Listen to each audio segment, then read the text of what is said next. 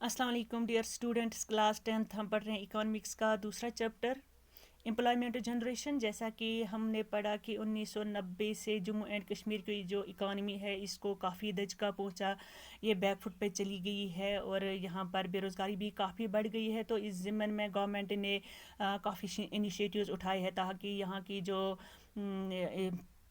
Economy ہے اس کو پھر سے پٹری پر لایا جا سکے اور بے روزگاری کو ختم کیا جا سکے. ایسی ہی کچھ سکیمز کے بارے میں ہم آج بھی پڑھیں گے، جیسا کہ financing scheme for economic upliftment of weaker sections, یعنی ایک فائنانسنگ اسکیم لانچ کی گئی ہے تاکہ یہاں پر جو ویکر سیکشنز ہے یعنی غریب طبقے ہیں ان کو اپلفٹ کیا جا سکے. اس اسکیم کو چلا رہے ہیں یہاں پر شیڈول کاسٹ، شیڈول ٹرائب اور بیکورڈ کلاسز کی ڈیولپمنٹ کارپوریشن.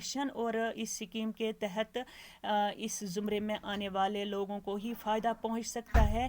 جیسا کہ اس سیکشن سے تعلق رکھنے والا اگر کوئی بزنس یونٹ شروع کرنا چاہتا ہے تو اس کو فائنانشیل سپورٹ دیا جاتا ہے تاکہ وہ خود بھی سیلف امپلائڈ ہو جائے اور دوسروں کے لیے بھی امپلائمنٹ اپرچونیٹیز پرووائڈ کر سکے. اسی طرح کا ایک اور پروگرام ہے work cum housing for handicraft artisan. جیسا کہ ہم نے اس یونٹ کے شروع میں ہی پڑھا تھا کہ جموں اینڈ کشمیر میں کافی ایسے سیکٹرز یا سب سیکٹرز بھی ہے جو بند پڑے ہیں سیکورٹی ایشوز کی وجہ سے 1990 سے.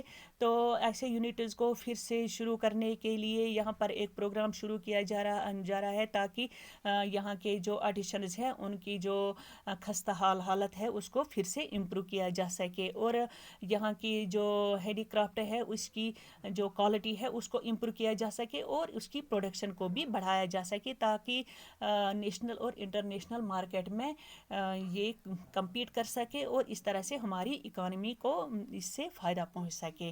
تو اس زمن میں ایسے خواہش مند افراد جن کے پاس کام کرنے کی جگہ نہیں ہے تو ان کو یہاں پر فائنانشیل سپورٹ دیا جا رہا ہے تاکہ وہ اپنے کام کے لیے ورک شیڈز یا ہاؤسنگ فیسلٹیز ان کو پرووائڈ کی جا سکے.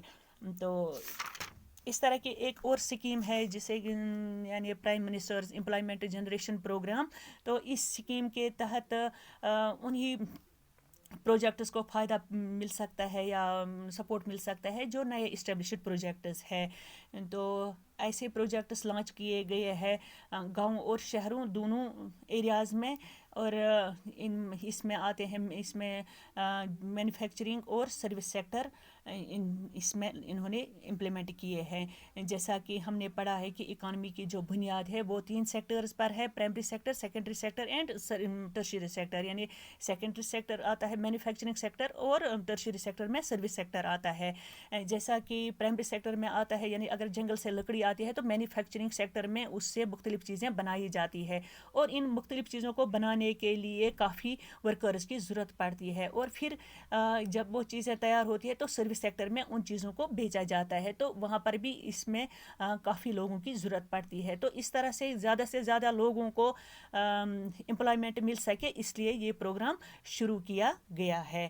تو اسی طرح سے ایک اور پروگرام ہے سکل امپاورمنٹ. جیسا کہ ہم نے پڑھا کہ جموں اینڈ کشمیر میں کا جو یوتھ ہے کافی پڑھا لکھا ہے لیکن وہ سکلڈ نہیں ہے. جیسا کہ اگر وہ کہیں پہ کام ڈھونڈنے کے لیے جاتے ہیں تو ان سے ان کے سکل کے بارے میں پوچھا جاتا ہے تو ان کے پاس سکل نہ ہونے کی وجہ سے ان کو کام نہیں ملتا ہے. تو ایسے میں گورنمنٹ نے یہاں پر سکل امپاورمنٹ کے لیے کچھ پروگرام شروع کیے ہیں. تو جیسا کہ ہم نے پچھلی بار بھی اس کا ذکر کیا تھا کہ اڑان سکیم جو ہے اس کے تحت یہاں کے جو گریجویٹ نوجوان ہیں ان کو اسٹیٹ سے باہر دوسری اسٹیٹس میں لے جا کر مختلف کمپنیز میں ان کو وہاں پر سکل ٹریننگ دی جا رہی ہے تو جہاں پر پھر ان کو وہاں پر پھر کام بھی ملتا ہے. تو اس طرح سے یہ پروگرام یہاں پر شروع کیا گیا تاکہ یہاں کا جو یوتھ ہے ان کو سکل ٹریننگ دی جا سکے. ایسے ہی کچھ پروگرامز کے بارے میں ہم کل پڑھیں گے. تب تک کے لیے اللہ حافظ.